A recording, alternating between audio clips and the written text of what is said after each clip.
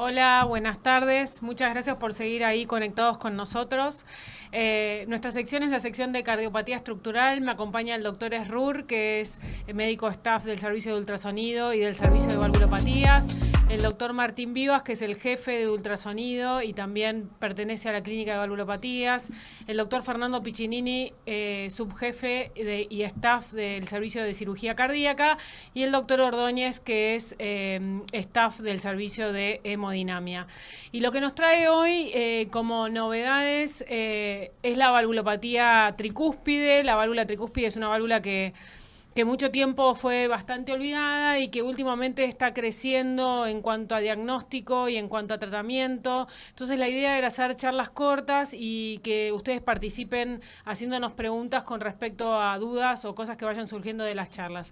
Así que la primera charla va a estar a cargo del doctor Sebastián Esrur y va a ser cómo estudiar y cuándo intervenir a nuestros pacientes con insuficiencia tricuspidia. Sebas. ¿Qué tal? Buenas tardes a todos. Bueno, muchas gracias por invitarme a la exposición. Antes que nada quería empezar con esta filmina, entendiendo que los pacientes con insuficiencia tricuspidia, cada uno es muy diferente entre sí. Como para clasificarlos y agruparlos, los agrupamos en tres según la etiología. La primaria cuando es un problema principal de la válvula, la secundaria cuando es secundario, ya sea a una patología ventricular del ventrículo derecho, como puede ser la hipertensión pulmonar o la disfunción primaria del ventrículo derecho, y o atrial, en donde puede ser principalmente por fibrilación auricular o insuficiencia cardíaca con fracción de eyección preservada, que lo que generan es dilatación anular. También en menor cantidad de casos estará relacionada a dispositivo. Por lejos, la más frecuente es la secundaria, de los cuales estas son las características fenotípicas que vemos habitualmente en los estudios complementarios. ¿Cómo estudiamos a los pacientes con insuficiencia tricuspidia cuando nos llegan? Bueno, primero en principal, recabar bien los síntomas. Los síntomas de la insuficiencia tricuspidia a veces nos generan un poco de dudas, muchas veces vienen con retención hídrica como edema en miembros inferiores, pero muchas veces refieren algo de pesadez abdominal, distensión abdominal, pueden referir disnea o sensación de agitación, ¿sí? Y va a ser importante recabar arritmias como fibrilación auricular, porque como sabemos a largo plazo estas arritmias pueden generar insuficiencia mitral y tricuspidia por dilatación anular. Después lo que vamos a hacer posteriormente es un ecodoppler cardíaco que nos va a permitir confirmar la severidad, de evaluar el mecanismo de la valvulopatía y aseverar la función del ventrículo derecho. Muchas veces también necesitamos apoyarnos en otros métodos como la resonancia cardíaca para valorar la función del ventrículo derecho, que vamos a ver que es primordial en esta patología. ¿Qué información nos da el ecodoppler? Bueno, nos da en cuanto a mecanismo y severidad. Podemos definir si está relacionada, si es primaria, si es secundaria, ventricular o atrial, si está relacionada a dispositivo, ver el grado de severidad de la insuficiencia tricuspidia, que como está en la filmina, hace relativamente poco, desde el 2023 las catalogamos en 5, leve, moderada, severa, masiva y torrencial, ¿sí? La evaluación de las cavidades derechas, fundamental también, la medición del anillo tricuspidio, de la aurícula derecha, del ventrículo derecho, volúmenes, dimensiones, función del ventrículo derecho, si tenemos a disposición tecnología 3D, importante también para la valoración, la presión sistólica pulmonar y el acoplamiento BD a AP. Como otras cosas que nos pueden servir el ecocardiograma, la función del ventrículo izquierdo, valvulopatías asociadas y grado de congestión, ¿sí? Acá tenemos los parámetros de disfunción del ventrículo derecho. Va a ser importante definir si tiene hipertensión pulmonar y el grado de hipertensión pulmonar, y si tiene disfunción del ventrículo derecho y el grado de disfunción del ventrículo derecho, porque como vamos a ver, los pacientes con deterioro severo de la función del ventrículo derecho e hipertensión pulmonar severa no presentan un beneficio clínico en la intervención de este tipo de valvulopatías. Con respecto a qué otros estudios nos sirven, cuando ya estamos pensando en la intervención de la válvula tricúspide, va a ser fundamental el cateterismo derecho, teniendo en cuenta que la presión pulmonar nosotros la medimos con el gradiente ADVD en el eco, y muchas veces en grados de insuficiencia tricuspide importantes van a estar infraestimados, ¿sí? Y además podemos tener una medición invasiva de las presiones de las cavidades izquierdas y de la presión capilar, y podemos nomenclar esa hipertensión pulmonar. y si ya es candidato a intervención, y para ver qué intervención le podemos ofrecer, va a ser fundamental el eco transesofágico y la tomografía, ¿sí? Una vez que estamos ya pensando en intervenir al paciente, va a ser fundamental aseverar las condiciones del paciente, lo sintomático que está, la edad, la fragilidad, factores de riesgo asociados y cuánto riesgo quirúrgico presenta ese paciente.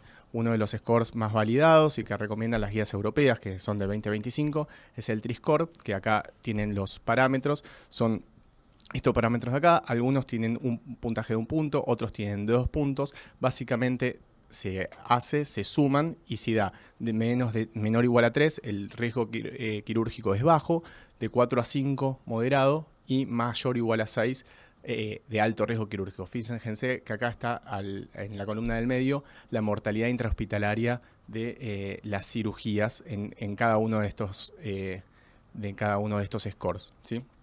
¿Cómo es la evolución natural de la insuficiencia tricuspidea, sobre todo de la secundaria? Bueno, sabemos que hay un déficit de coaptación central, esto genera dilatación del anillo y dilatación del ventrículo derecho, y así sucesivamente va aumentando el grado de insuficiencia tricuspidea desde leve a severa y grados más importantes, generando con cada mayor grado mayor retención, disminución del gasto cardíaco y arritmia supraventricular, ¿sí? Entonces, ¿qué es importante saber? Que habitualmente en estadios iniciales la respuesta al tratamiento diurético es buena, pero a medida que progresa la enfermedad es frecuente que empeore el grado de insuficiencia tricuspidia, la dilatación y disfunción del ventrículo derecho y por consiguiente la congestión y la resistencia a los diuréticos, y que en la práctica clínica lamentablemente referimos a los pacientes a intervención ya en etapas muy avanzadas de la enfermedad. Por lo tanto, el riesgo quirúrgico está muy incrementado, 10 a 12% de mortalidad en registros de IT aisladas y menor factibilidad anatómica para la respuesta endovascular. Fíjense, en este registro lo que vemos es que, comparado con el TRISCORE, que es el score que anteriormente hablé, los pacientes que tienen bajo TRISCORE, o sea, menor o igual a 3, hay un beneficio claro de la cirugía, ¿sí? Con una mortalidad intrahospitalaria baja de 2.7%, pero a medida que vamos y aumentamos el TRISCORE, este beneficio se pierde y los pacientes les va muchísimo peor. Lo mismo podemos ver en estos registros, en donde vemos que a mayor TRISCORE, independientemente del método que elijamos, si vamos con tratamiento médico óptimo, cirugía o terapia transcatéter, a los pacientes con mayor TRISCORE les va peor, ¿sí?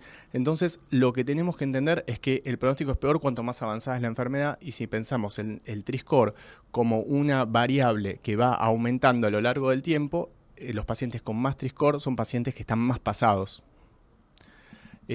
¿Qué dicen las guías de intervención de la válvula tricúspide? Sabemos los pacientes con indicación de válvulas izquierdas y que los pacientes con insuficiencia tricuspidea significativa o con dilatación anular se benefician. En la insuficiencia tricuspidea aislada, sabemos que cuando es severa sintomática hay beneficio.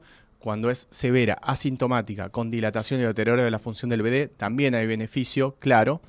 Y en todo esto quirúrgico y en la terapia transcatéter, lo que nos dicen las guías es en las pacientes que están con insuficiencia tricuspidea severa sintomática, y definen como, a pesar del tratamiento médico, no refieren qué tratamiento médico y no refieren qué dosis de diurético, pero por ahora esto es lo que nos dicen las guías más actuales en cuanto a tratamiento, ¿sí? Como para terminar y como mensajes finales para llevarse a casa de esta charla, saber que la insuficiencia tricuspidea es una valvulopatía muy prevalente, con importante impacto en la morbimortalidad de nuestros pacientes, que un diagnóstico precoz permite tratar las causas posibles, ¿sí? FA, valvulopatías isquiárdicas, insuficiencia cardíaca con fracción de eyección preservada, hipertensión pulmonar, antes de que sea demasiado tarde. El eco es una herramienta fundamental en el diagnóstico, seguimiento y pronóstico de los pacientes.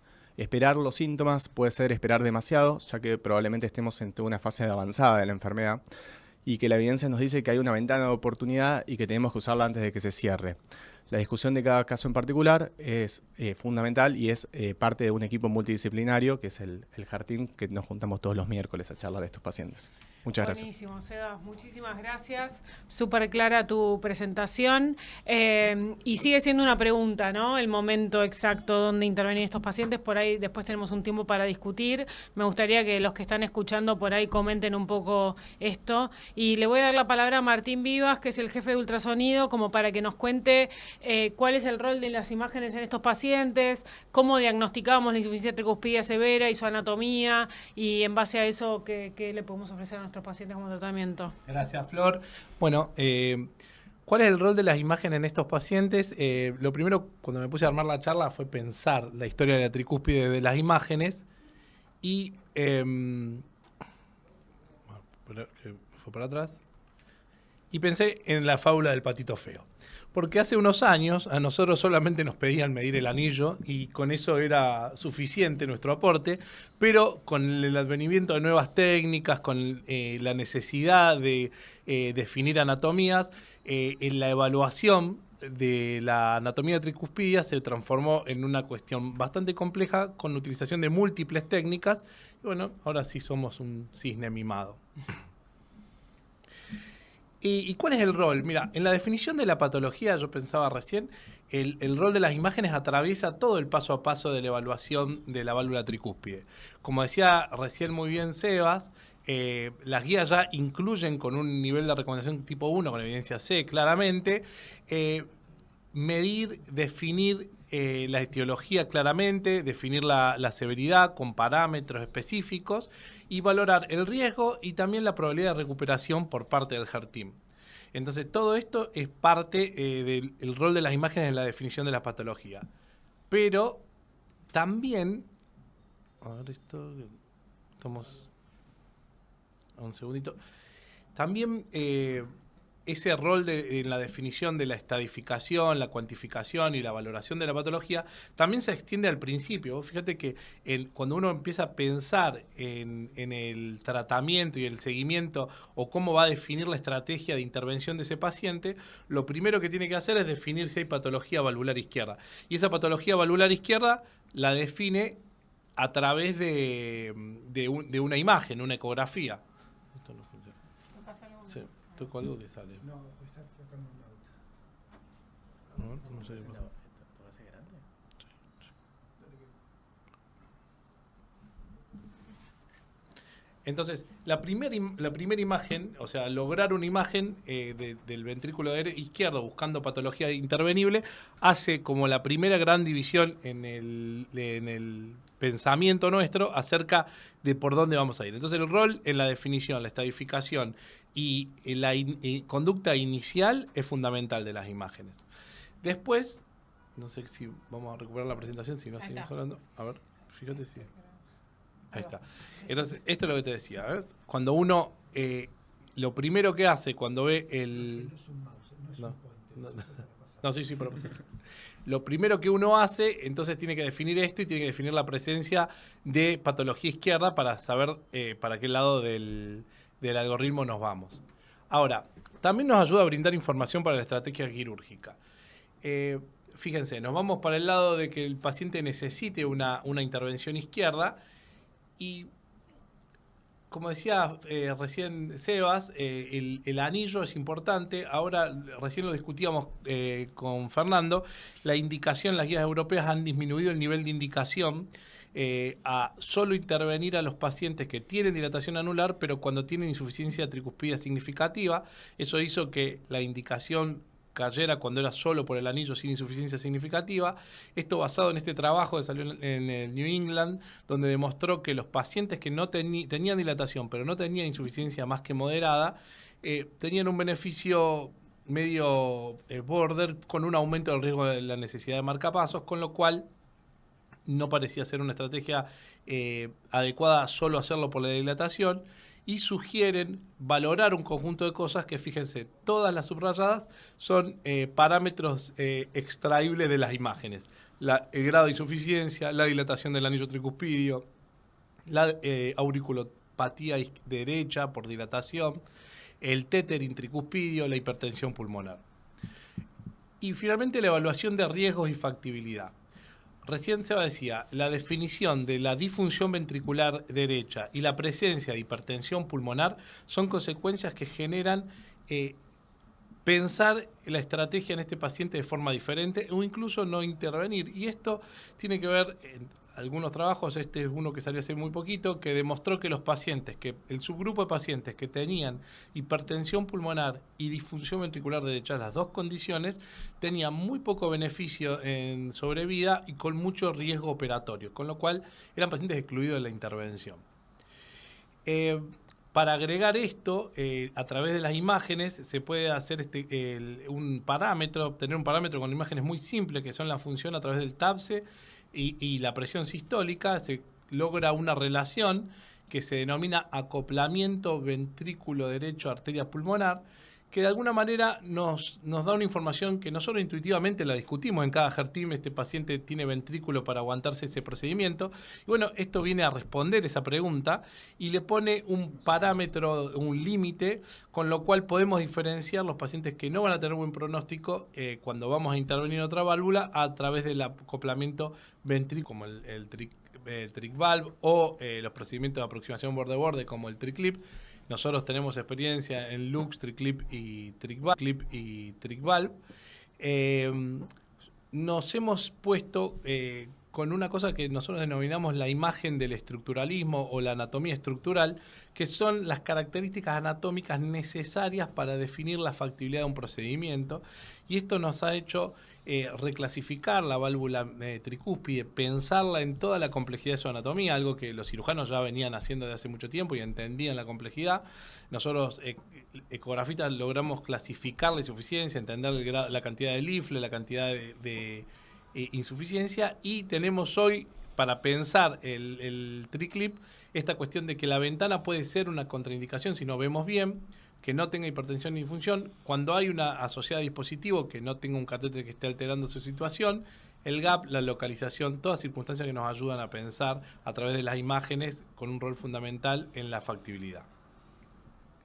Entonces, las imágenes tienen un rol fundamental: la definición de la patología tricuspidia, la planificación de la estrategia quirúrgica, la evaluación de riesgos y factibilidades y la guía de procedimientos percutáneos. Tal vez las imágenes finalmente se transformaron de animales en dioses, como dice este libro. Buenísimo, gracias Martín. Vamos a pasar rápidamente a los dos servicios que nos dan una respuesta activa con respecto al tratamiento de esta valvulopatía. Así que, como hay poquito tiempo, te dejo, Fer, y si después tenemos tiempo de discusión. Bueno, estamos. Acá, mientras tanto, alguien dice exacto: la buena evaluación de la función ventricular de derecha, de la contractilidad y la dilatación son factores, ¿no? Como que... Sí, nosotros siempre usamos la ecografía 3D transtorácica, y cuando eso no funciona o tenemos mala ventana, la resonancia, ¿no? Sí. Bueno, un poco los conceptos que algunos los voy a repetir. La válvula tricuspida fue bastante ninguneada por los cirujanos y los cardiólogos y los imagenólogos durante muchos años, y ha habido un boom desde el 2014 en adelante con una caída en la pandemia, pero a partir del 2020 para acá hay un crecimiento exponencial en todo tipo de procedimiento, y un poco tiene que ver con lo que han contado hasta ahora en la posibilidad de multimodalidad en las imágenes, y el hecho de que finalmente hayan comprendido la dificultad, la variabilidad y la complejidad anatómica que tiene la válvula tricúspide, que es mucho más, digamos, compleja y engorrosa de entender que con la válvula mitral. La segunda razón, como dijo Sebastián al principio, que hubo una comprensión de que es una patología muy prevalente, sobre todo arriba de los 65 años, y no siempre asociada a enfermedad valvular izquierda. Eso representa solamente el 50%, es decir, que cuando uno la busca seguramente la va a encontrar, y mucho más de lo que esperaba. Porque además hay patología recurrente, cosas que habíamos olvidado ya, como la presencia de las endocarditis, que hemos visto un revival de la endocarditis derecha en base a la droga endovenosa y al uso posiblemente indiscriminado de dispositivos.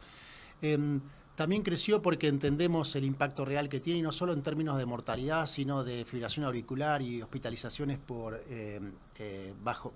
insuficiencia cardíaca, y lo que eso significa en términos de costos económicos también. Y obviamente por el empuje de la aparición de nuevas opciones terapéuticas, algunas válidas, con mucha lógica, otras no tanto.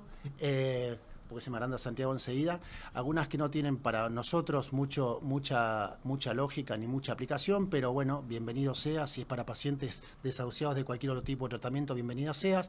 Y algunas de ellas impulsadas por una industria que ha visto en esto un negocio muy importante y a veces empuja lo que no tiene mucha lógica tampoco. Así que el primer mensaje que le daría es que la insuficiencia tricúpida está, hay que buscarla, tiene un fuerte impacto en la calidad de vida y en la mortalidad y es necesario, como dijeron los chicos, establecer la severidad de los distintos mecanismos. A partir del crecimiento y del volumen, obviamente, vienen los buenos resultados y cuando uno mira las series quirúrgicas del 2017 para acá, hubo una mejoría ostensible en la mortalidad, stroke, falla renal, o sea, todo lo que es mortalidad y morbilidad se ha reducido groseramente y eso es una buena noticia porque uno venía con el preconcepto que el paciente que llegaba a la insuficiencia tricúpida a la cirugía tenía 25% de mortalidad y eso no es tan así.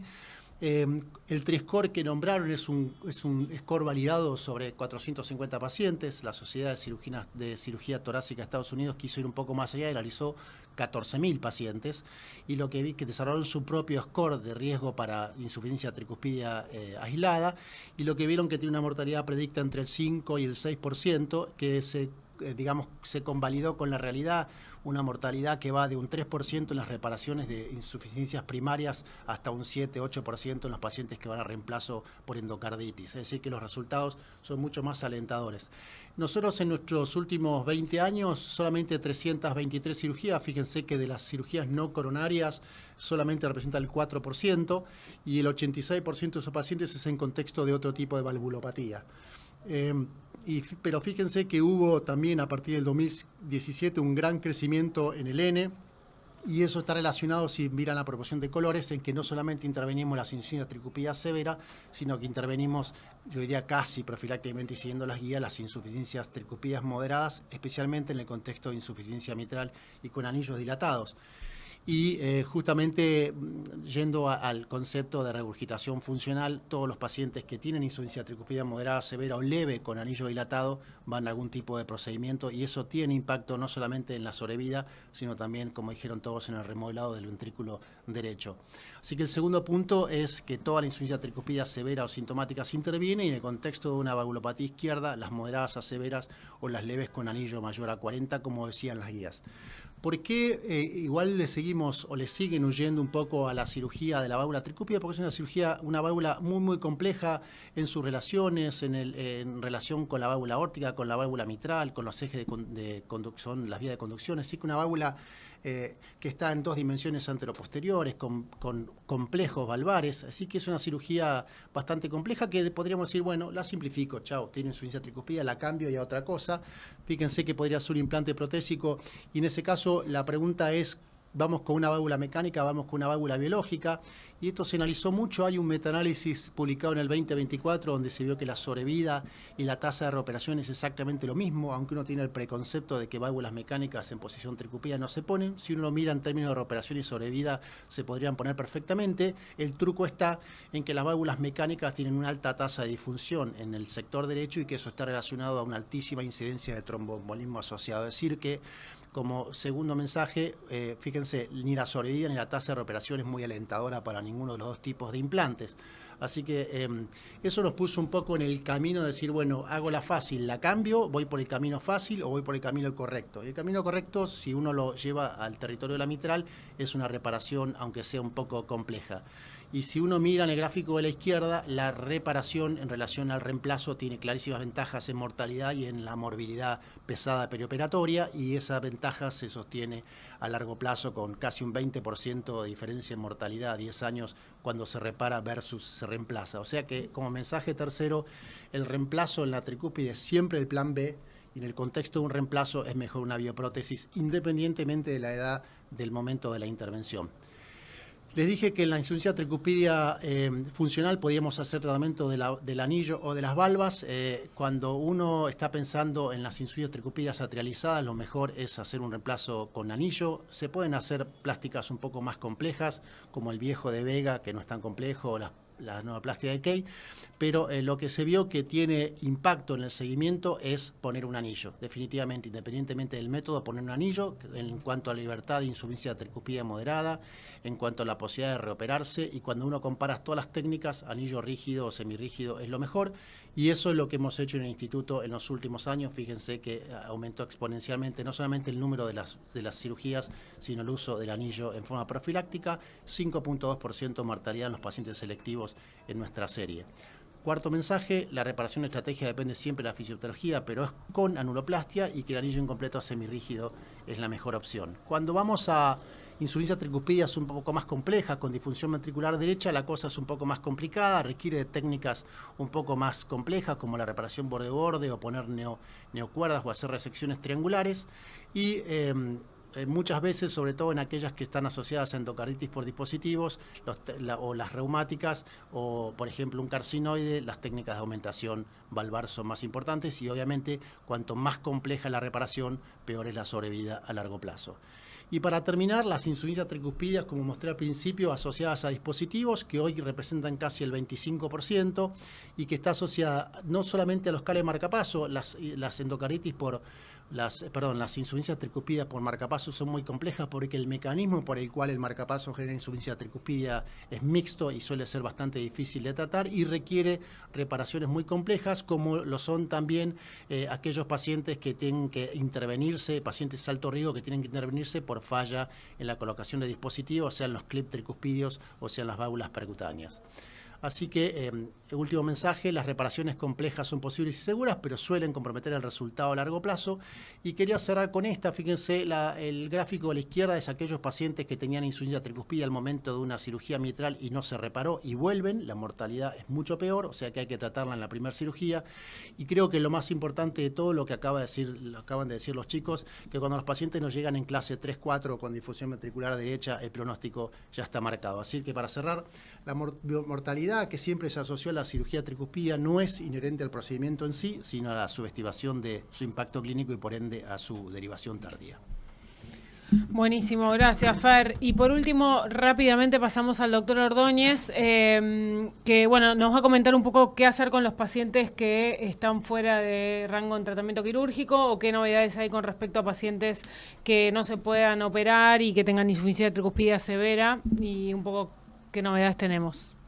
Bueno, excelente. Primero, vamos a decir, es una terapéutica que está bastante en crecimiento y demás, un poco por lo que ya venimos hablando, y decimos que partimos del lado oscuro del corazón, en tanto, como se vino hablando, era una válvula que por mucho tiempo fue como más bien olvidada, no le damos mucha importancia desde incluso el diagnóstico y el tratamiento también. Entonces nos preguntamos cuándo tenemos que intervenir la válvula tricúspide, y sin importar qué tipo de intervención, hay que intervenirla desde que empieza esa insuficiencia tricúspide y empieza a repercutir en la función del ventrículo derecho y en su morfología, y genera síntomas y demás, hasta que llegue al punto de no retorno, en el cual cualquier tratamiento ya no va a recobrar la función del ventrículo derecho, los síntomas y demás, y no va a generar beneficios para los pacientes.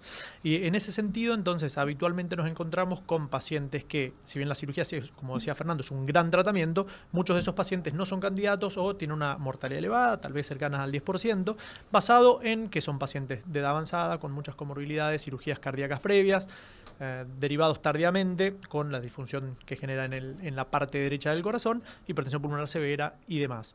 Y por supuesto, en esos pacientes el tratamiento médico no es suficiente. Entonces ahí, y un poco como comentó Martín hace unos minutos, aparecen estos tratamientos percutáneos mínimamente invasivos, que podemos desde reparar la válvula con dispositivo de clips y el abordaje mínimamente invasivo y reparación borde a borde, generar una anuloplastia con implante de dispositivos de anillo ahí, o poner válvulas percutáneas que pueden ser ortotópicas en posición tricúspide con válvulas dedicadas, o válvulas no dedicadas cuando tenemos una superficie de anclaje, como puede ser un anillo quirúrgico o una válvula quirúrgica previamente puesta. Y cuando no se puede hacer ninguno de los tratamientos anteriores planteados, pues todavía podemos poner unas válvulas que como que hagan las veces de función tricúspide en las venas cavas. Entonces, yendo por los distintos escenarios, el primer escenario es un paciente con insuficiencia tricúspide severa que ya está en tratamiento médico completo, continúa con síntomas o repercusión sobre la parte derecha del corazón, que tiene un riesgo quirúrgico elevado y evaluado anatómicamente, tiene una anatomía favorable para reparación. Como decía Fernando, en la parte percutánea también la reparación vendría siendo lo ideal para el paciente. Y esa anatomía favorable es aquel paciente que tiene buena ventana ultrasónica, que tiene un gap de coaptación menor a 8 milímetros, que tiene una anatomía trivalva, o si tiene 4 valvas, que esas valvas, que tenga 2 valvas, digamos, posteriores, que sería la parte como mejor, que el defecto sea anteroceptal o central y que no esté relacionado con dispositivos o cables de marcapaso, que eso por supuesto nos genera, como ya había también comentado Fernando, algún inconveniente a la hora de reparar eso. Y es ahí donde hace unos años se publicó el estudio Triluminate, que evaluó a los pacientes que eran sometidos a tratamiento de reparación borde a borde tricuspidia con el dispositivo TriClip contra tratamiento médico solamente, y vio que hubo una mejoría significativa de la insuficiencia tricuspidia, que esa insuficiencia tricuspidia se sostuvo, esa mejoría, a más allá del año. Más del 87% de los pacientes sostuvieron esa mejoría que se logró con el tratamiento, y eso repercutió en los síntomas. Hubo una mejoría sintomática significativa. El año pasado se publicaron el seguimiento a 2 años de este estudio, y entonces ahí se vio que la mejoría sintomática se sostuvo más allá de los 2 años, y también se vio que se asoció a una menor reinternación o internaciones por insuficiencia cardíaca, dando un poco más de empuje a este tratamiento. Este es un paciente de la vida real, un paciente nuestro que entonces con insuficiencia tricuspidia severa, mecanismo mixto por retracción de la válvula septal y dilatación anular, que fuimos a repararla borde a borde con dispositivo TriClip. Se coloca un primer clip por vía venosa. Luego de colocado el primer clip, entonces habitualmente se coloca uno más para estabilidad y para mejorar la insuficiencia tricuspidia. Se coloca un segundo clip y obteniendo una reducción bastante buena de esa insuficiencia tricuspidia, quedando con insuficiencia tricuspidia bien leve después del tratamiento. También puede pasar que estos pacientes no se puedan reparar porque la anatomía sea compleja, o que no entren estos criterios que habíamos visto de anatomía favorable para esto, y entonces ahí tenemos que pensar en el implante de una válvula. Entonces ahí veremos si podemos usar una válvula ortotópica, si tiene una superficie de anclaje como un anillo quirúrgico o una válvula quirúrgica, o si no hay nada de eso, entonces tendremos que usar un sistema de válvulas que podemos implantar en las venas cavas. Y es ahí donde hace un par de años se publicó el estudio TRISCEND, que es un estudio que evaluó una válvula ortotópica dedicada a la válvula EVOQUE, y inicialmente en este estudio, que fue para evaluar la factibilidad y la seguridad de este tipo de válvulas, vio que estos pacientes que se eran intervenidos con la válvula EVOQUE les iba bien y tenía una mejoría significativa de los síntomas y calidad de vida. Luego el estudio TRISCEND 2 se evaluó a más largo plazo, porque eso fue al mes. Esto al año se vio que esa mejoría significativa iba acompañada también en internaciones por insuficiencia cardíaca, y la mejoría se sostenía más allá del año, por supuesto que necesitaríamos seguimientos a más largo plazo. Luego, el año pasado se publicó el estudio TRAVEL 2. El estudio TRAVEL 2 utilizó otra válvula percutánea dedicada para válvula tricuspidia. Es una válvula que tenemos disponible en nuestro medio, que es la válvula Lux. Entonces el implante de esta válvula y seguimiento a un año vio que la mejoría de la insuficiencia tricuspidia fue casi total. Por supuesto es una válvula que funciona muy bien. Entonces los pacientes, muy pocos pacientes quedaban con algo de insuficiencia tricuspidia, y los que quedaban con insuficiencia tricuspidia era realmente muy poca. Esta mejoría se sostuvo en el tiempo, por supuesto, de ese año, y eso fue acompañado por una mejoría de los síntomas y de la clase funcional y calidad de vida muy significativa. Este es un ejemplo de este tipo de intervención. Es una anatomía que tiene retracción de todas las valvas tricuspidas. Esto es un paciente post un síndrome carcinoide, con un gap de coaptación muy grande, una insuficiencia tricuspidia torrencial, que por supuesto no era candidata para reparación, y entonces decidimos ir a ponerle una válvula percutánea. Como se ve, esa insuficiencia tricuspidia muy importante, todo guiado por imágenes, como habitualmente hacemos esta intervención, guiado por ecocardiograma 3D, y fuimos a poner este sistema valvular en posición tricuspidia con unos sistemas de anclaje más, y obteniendo ese resultado con desaparición de la insuficiencia tricuspidia, y por angiografía y por ecocardiograma, por supuesto, después con una alta precoz del paciente. También puede pasar que no se pueda poner una válvula percutánea en posición tricuspidia. Entonces ahí evaluamos si hay una superficie de anclaje, como en este caso es un anillo tricuspidio previamente implantado quirúrgico. Entonces ahí podemos poner válvulas no dedicadas en esa posición. Acá, como vemos, se pone una válvula balón expandible en esa posición tricuspidia, y logrando un resultado bastante bastante bueno, con, bueno, también de vuelta, desaparición de la insuficiencia tricuspidia y mejoría del paciente en el momento de que implantamos la válvula. Y finalmente, cuando no podemos poner una válvula en el lugar tricuspidio, no tiene superficie de anclaje, evaluamos entonces si podemos usar el último tratamiento, que es el implante de válvulas percutáneas en las venas cavas, vena cava superior e inferior, para suplir la función de la válvula tricuspidia y un poco ventriculizar la aurícula derecha y lograr, bueno, mejoría de los síntomas, como en este caso implantamos una válvula en vena cava superior, una válvula en vena cava inferior y finalmente entonces ese es el resultado que, bueno, trata la insuficiencia tricuspidia con válvulas heterotópicas puestas en posiciones de las venas cavas. Entonces, como mensaje final, les vamos a decir que el tratamiento percutáneo de la insuficiencia tricuspidia es factible y lo podemos hacer en diversos escenarios, diría que casi en todos los escenarios que existen. Disponemos una gran variedad de terapéuticas que deberán ser adaptadas a cada paciente y según, obviamente, experiencia del operador. Y este tratamiento individualizado y, sobre todo, guiado por el Heart Team, hace que podamos llegar a todos los pacientes y darles el mejor tratamiento posible. Buenísimo, muchas gracias, Santi.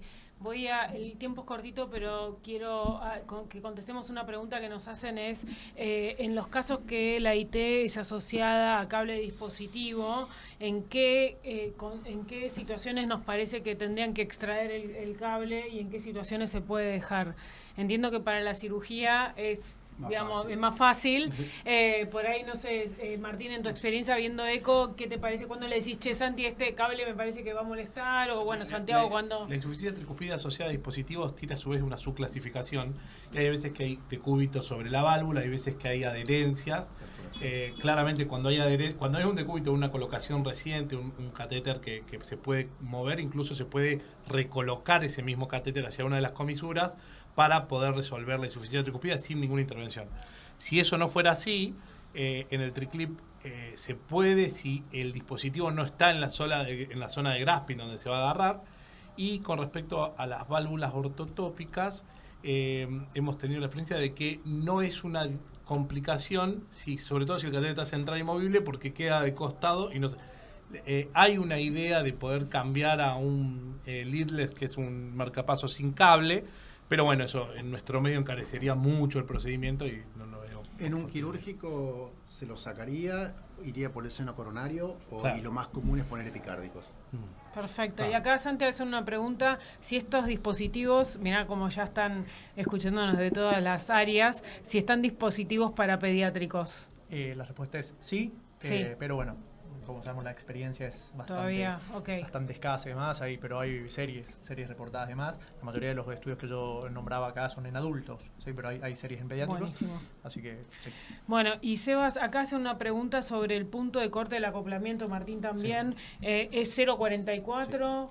Bueno, para la tricuspide, son diferentes para diferentes tipos de válvulas, porque está para la estenosis aórtica, para la insuficiencia mitral y para la tricúspide. El 0,44 es para la tricúspide, pero no tiene una validación como los otros con mortalidad. Claro, perfecto. ¿Puedo hacer una de 30 segundos? Sí, nos van a echar. No, bueno, dijimos que la cirugía va creciendo, todo va creciendo y parece que estamos todos de acuerdo que hay que intervenirla lo más precozmente posible. ¿Por qué no hay en las guías indicaciones 1A y por qué encima se baja la clasificación?